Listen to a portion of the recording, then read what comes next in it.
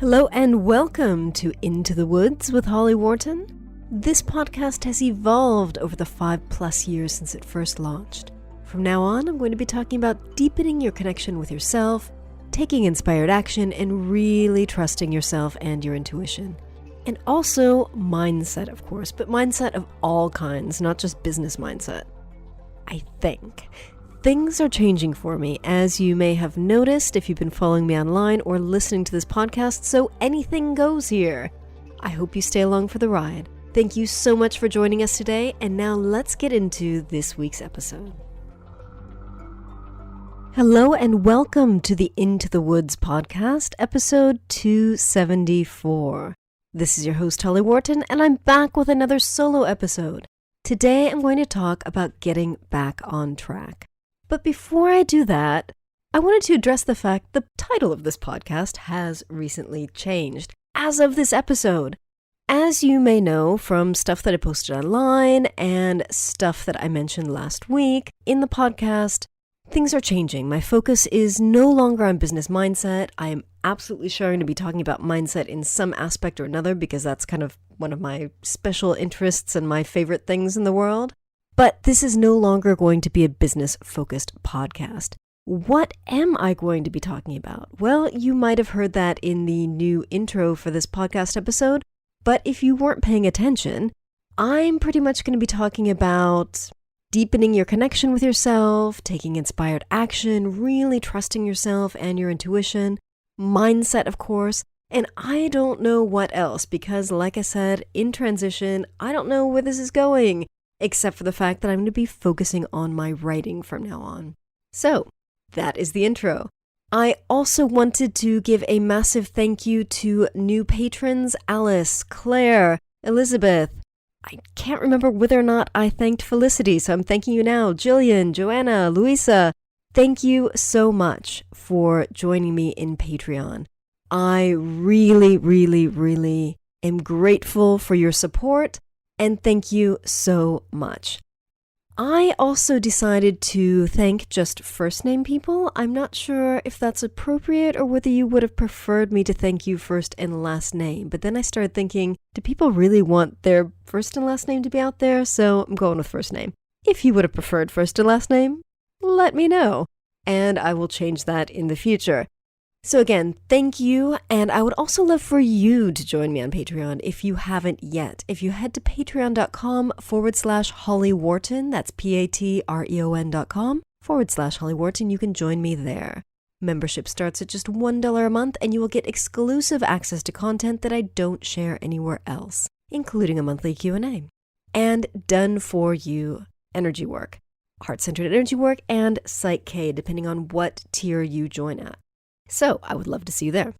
So getting back on track, what are we going to talk about today? I was really at a point when I sat down to do this episode after I just rebranded the podcast where I didn't know what to talk about. You know, this is a big change, going through change, didn't know what to do. So I did what I have learned from my friend Joanna Hennon, whom you know from this podcast. And that was I drew an oracle card. So I used the Druid Plant Oracle, which is one of my absolute favorite decks. I love the content of the deck and I love the artwork of the deck. So I drew a card and the question I asked was, what should I talk about in today's podcast episode? And what I got was the card for Yarrow. So I'm going to read to you the meaning for Yarrow. One name for yarrow is 7 years love, since it was believed that a charm made with yarrow could keep couples loving and faithful for 7 years. What happened after that, we do not know, but yarrow's association with fidelity may provide a clue as to what this card means for you. Faithfulness to a partner or to certain values or shared ideas forms the basis of trust, and sometimes we can take this for granted without fully examining it. A review every 7 years is a wise idea for business partners as well as lovers. Values, goals, and boundaries can be assessed and recontracted with the potential for a renewed sense of purpose and commitment. It goes on, but I think this first paragraph was the bit that really struck home for me. And it kind of tied into some of the things that I was thinking about talking about today anyway. So a 7 years review is always a good idea. and was thinking about 7 years after I read that. And I thought, well, where was I 7 years ago? So 7 years ago is 2011. That was the year that I trained as a coach, trained as an NLP practitioner, was starting up my life coaching business. And wow, things have changed so much since then. There have been so many iterations of my business since then. But that was when I first kind of got into the coaching world and started focusing on getting one-to-one clients. And that has been my focus ever since. Now, as I said, my business has changed over the years. It's kind of gone up and down. It's been refining itself little by little by little. And while I have loved the one-to-one client work, I think a part of me always knew that my goal was not to fill up my calendar with one-to-one clients, but I just wasn't seeing what I wanted to do instead. Now, I will be continuing to offer one-to-one client sessions from time to time, mostly to people in my Patreon group and also on my email list, which I will pick up soon at some point. But I have removed them from my website because I'm looking to work with select people who are part of my community, who know how I work, and that's it. I'm not looking, as I said, to fill up my calendar with any old one-to-one clients because my focus is going to be on my writing and helping people through my books and really getting into my writing. And I was thinking about this and realizing there have been so many signs throughout my life that I always wanted to be a writer, and that was my path for me. And somehow I forgot this. And I got off track, and I'm only now just getting back on track. So this episode, I'm going to be telling you my story because I find it that people find it really useful when I tell my stories like this, whether it's in my email list or in the podcast, because this stuff resonates for you. So this is not just going to be about me. I'm also going to talk about how you to evaluate if you've gotten off track in life, how to get back on track, and finally, why everything you do in your life is all good and appropriate, even if you feel like you're off track, because there really never is any off track, even though I'm going to be using that term a lot in this episode. So, signs that I always wanted to be a writer. And I'm telling you this because I hope it triggers in you signs that you've had throughout your life of stuff that maybe is part of your life purpose, if you believe in that, or signs of what you are here to be doing.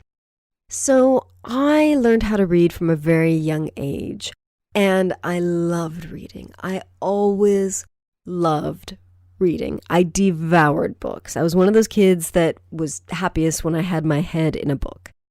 And when I was about 7 years old, that was when I wrote my first book. I actually wrote a series of books about this dog and this horse that went off and had adventures together. And from there, when I was a little bit older, I don't know, maybe 9-ish, I started writing, maybe 10, I don't remember, started writing plays. And I would act them out on Sunday afternoons before dinner, because my grandmother used to come over for dinner on Sundays. And I would act out these plays with my stuffed animals and my horses and toys that I had. And I would listen to the radio and I would record on a cassette tape the soundtrack for the play based on themes that were happening in the play. And I would play the soundtrack as I was acting out the play with my toys. So that was a bit more elaborate than just writing a book, but it involved writing. And then when I was in high school, my friend Laura and I co-wrote this book that sadly we never finished. It was so much fun, and I so wish I still had this, but I think it got lost in one of my multiple moves, and I'm really sad about that.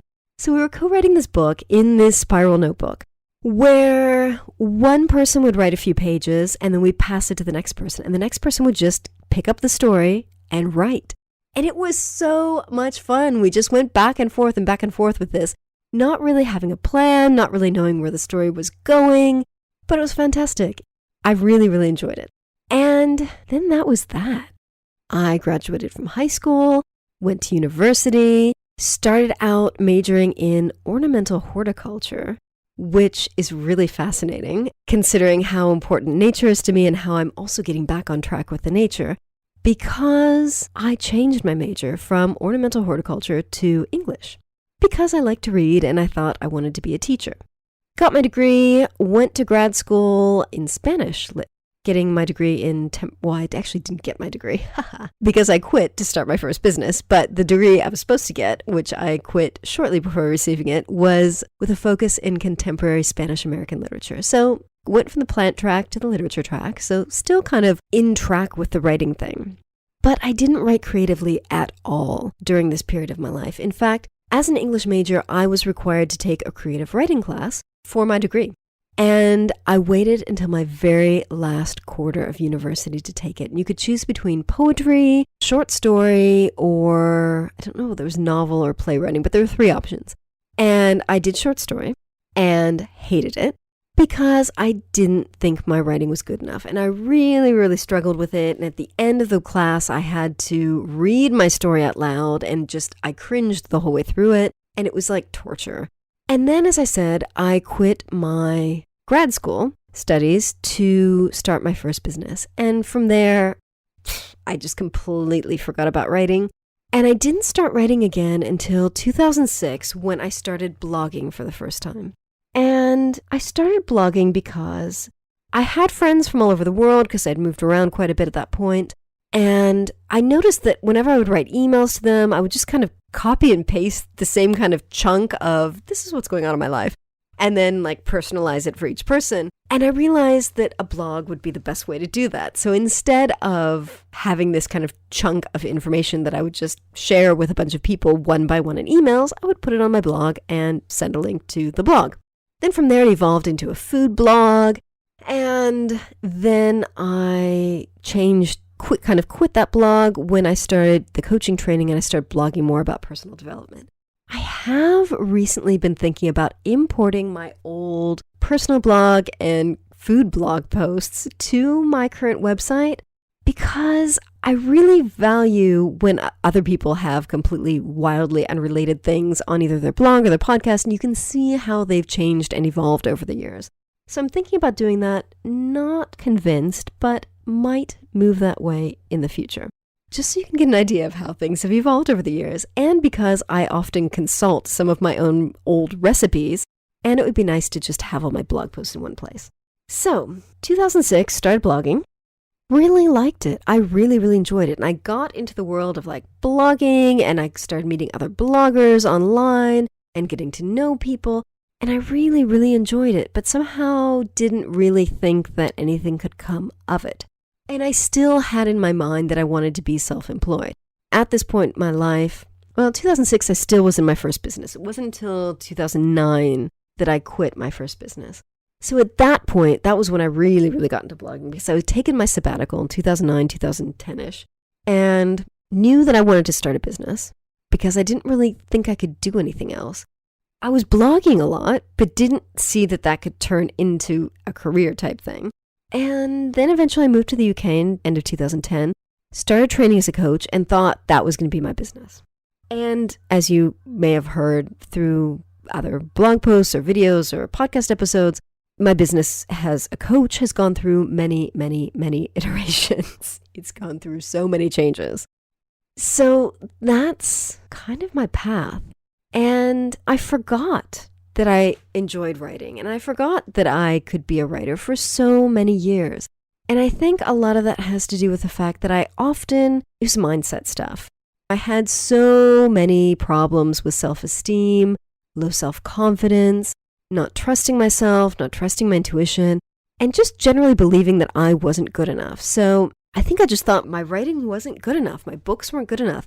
I would read really well-written pieces of literature or books or even articles and magazines or online, and I would just think, I'm just not that kind of fancy, crafty kind of writer, and, I'm clearly not good enough. And it never occurred to me that I could just write how I write with my voice, and that was good enough. And I wrote my first books in 2016, released my business beliefs book, business blocks, business visibility, business intuition between 2016 and now, and also released my 4 walking books. So the book on the South Downs Way, the book on the Ridge Way, the Downs Link, the Way South Path, and still really didn't feel like a writer. I guess because I wasn't doing it full time. I don't know. I still have some feelings about how my books aren't good enough, which I think is why I was so tempted to release a second edition of my business beliefs book because I knew it could be better. I knew that I could make it better, and I knew how I could make it better. And there's a part of me that still wants to release second editions of all my books because they're not good enough and they could be better.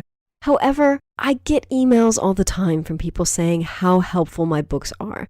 So clearly this not good enough thing is a mindset issue that while I have worked on it a lot, there's still more work to be done. And I know I talk a lot about the spiral staircase of mindset work, where you're walking up the spiral staircase, you're taking one step with your mindset work, one step with your practical action work, and you keep going up to different levels. But as you're going around, sometimes you see different aspects of stuff that you've already worked on and you think is done. But as we grow, we go up to these new levels, and oftentimes the same kind of themes come back to kind of hit us and make us realize we've hit a new ceiling in that area. And I think not good enough is possibly always going to be a theme for me. That might be a limiting belief, but it's definitely been a theme that I've revisited over and over and over again in my mindset work. So how did I forget that I wanted to be a writer, or that I was good at writing, or that I could write? Mindset, limiting beliefs, fears, blocks, all that crap. So how did I get back on track? And the answer to that is the same. It's doing the mindset work. It's clearing the fears, clearing the blocks, clearing the limiting beliefs with myself, and having sessions with other practitioners. I do tons of work, and I've been putting together a blog post on kind of my top 10 favorite people that I work with to get the help, because I find it really, really useful to work with other people in addition to working with myself. So really, really, really, it's been about doing the mindset work. Clearing away that crap that made me think that I wasn't a writer, that I wasn't good enough as a writer, that my books weren't good enough, that my style wasn't good enough. Clearing away that stuff is what got me back to where I am now. And now I really feel like I am back on track. I have decided to make my writing a focus, to make my writing a priority, and I am focusing on that. So I've made my books more of kind of a centerpiece on my website. I've removed the one-to-one work, and I'm spending more time writing. And one of the ways that I've done that is, you may know that I do workcation weekends every month. And part of that involves getting away from my normal workspace to work specifically on my writing, specifically on a project, a book, or something else in a different space. And what I've been doing is going to a hotel and booking a hotel for a night, or sometimes two, and just working on my project for that period of time. But my husband and I recently rented a flat to use as a separate workspace to kind of do work retreats. And that's where I'm going to be doing my workations from now on. So we just got the flat last Tuesday. I just used it for the first time yesterday, and it's amazing. I got so much work done yesterday. I wrote, I don't remember, 6,000 something, I think it was 6,400 words. And part of that was including and editing the transcripts from my trees that I had recorded for this book, but also it was just writing introductions to each chapter. So I got so much done, and I felt like I was on fire, felt like I was absolutely back on track. And I'm sharing this with you because I think a lot of people often feel like they're off track. And that just feels crappy. It feels like you're not doing what you're supposed to be doing, but maybe you don't know what you're supposed to be doing or what you want to do. And that can be really confusing. It can be really just unsettling. So let's talk about you. How are you feeling about your life, your business, your stuff that you're doing? Do you feel like you're on track, or do you feel like you're off track? What's the first thing that pops into your head when I ask that question? So if you feel like you're off track, or you've been getting off track, or just things don't feel right, let's talk about how to evaluate if you're off track. So go back in your life and tell your story. Whether you just kind of run through it in your head, or you write about it in your journal, or you tell it to a friend or a partner, tell your story. Go back and think about the stuff that you loved doing when you were a kid. And I know people say that all the time. And I've done that exercise but it just wasn't obvious for me. So do it. Do it, even if you think you've done it before, and just pay attention to the stuff. Yeah, I never really focused on how important my writing was and how important my books were, because I just thought it was some weird thing I did as an only child who didn't have many kids in the neighborhood to play with, and so I spent a lot of time alone, so I wrote some books. But I loved writing the books. It was fun. It was creative. I really enjoyed it.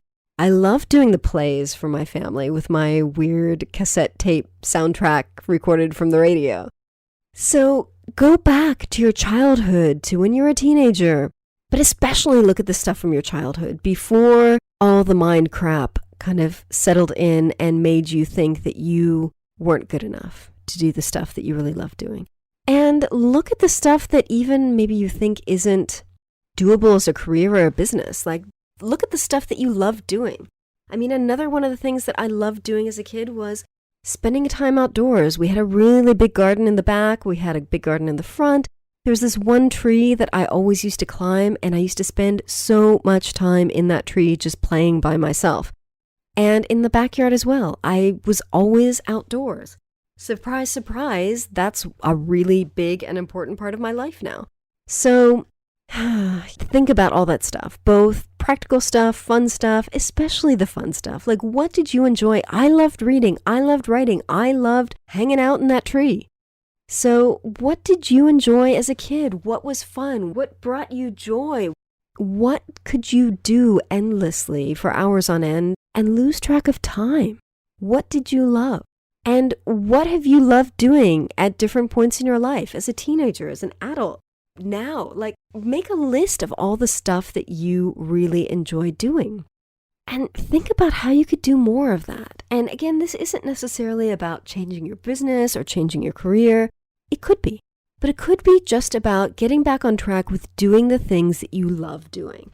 Now, Joanna Hennon and I did an episode a couple weeks back about fun for the sake of fun. If you haven't listened to that episode, it's really relevant to this, so go back and listen to it. And think about how you can bring more fun into your life by doing the stuff that you enjoy. And fun doesn't need to be like playing a game. It could be taking a bath or reading a book or writing in your journal or whatever it is that you enjoy that just feels deeply nourishing. And do more of that stuff. And see how your life changes by doing more of the things that you love. And whenever I say this stuff, I'm aware that I have more spare time than the average person because I don't have kids. So my cats don't take up a lot of my time. They just need food and water and some love. So I have loads of free time compared to people that have a family and kids. But even if you do have a family and kids, like 5 minutes, 10 minutes, 15 minutes, like find some small chunk of time every single day where you can do one thing that you really love. Maybe you write a gratitude list. 5 minutes. You write down all the stuff you're grateful for. I don't know. Something.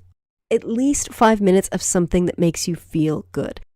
And I brought up the gratitude list because whenever I'm feeling down, whenever I'm feeling stressed, that is something that really picks me up very quickly and easily.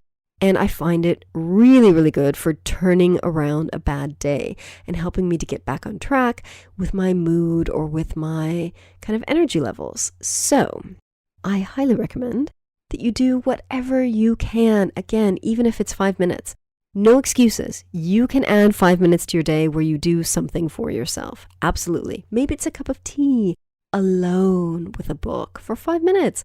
Maybe you just give yourself until you drink that cup of tea and then you put the book away. Or you listen to some music or whatever.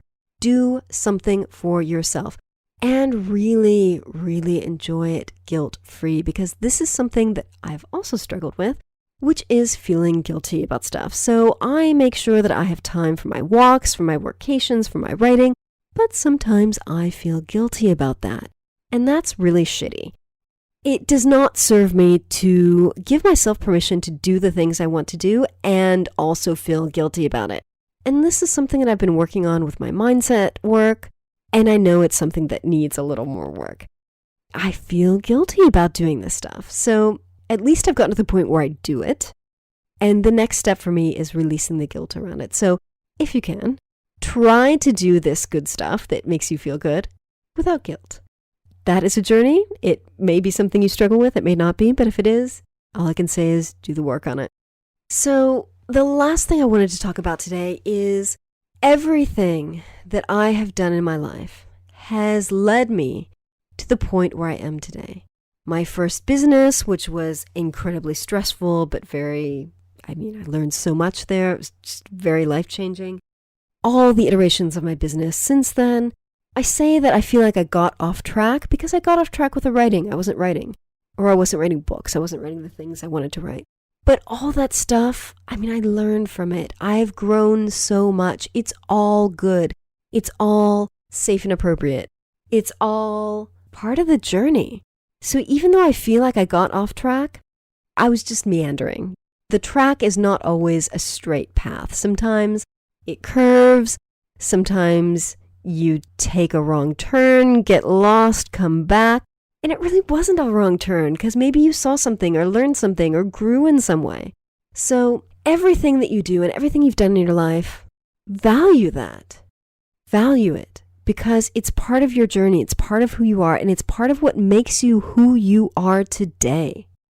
So even though this episode is about getting back on track, really, there's no such thing as off track. It's all good. But I hope this has inspired you to get back on track with the things that you want to do and the things that are really nourishing to you and the things that bring you joy in life. That is all for today. Thank you so much for joining me. I would love for you to drop me a line. Let me know what you thought of this week's episode. Let me know what you think of the new title for the podcast. You can email me at holly@hollyworton.com or find me online and get in touch. I would also love for you to join me on Patreon. If you head over to patreon.com/hollywharton, you can join me there. Membership starts at just $1 a month and you will get exclusive access to stuff I'm not sharing anywhere else. Finally, thank you so much for listening. If you enjoy this episode, please subscribe and tune in next week. And remember to visit hollywharton.com/274 for the show notes on this episode. Thank you for listening. I love having you along on the journey with me. Thanks so much for listening to Into the Woods with Holly Worton. You can find more information about today's episode, including links for topics that were discussed, at hollywharton.com. That's HOLLYWORTON.com. If you'd like to connect with other listeners and get support on your journey, I would love for you to join my private community on Patreon. That's patreon.com/Holly Worton. That's patreon.com/Holly Worton. Thank you so much for listening, and I look forward to seeing you next week.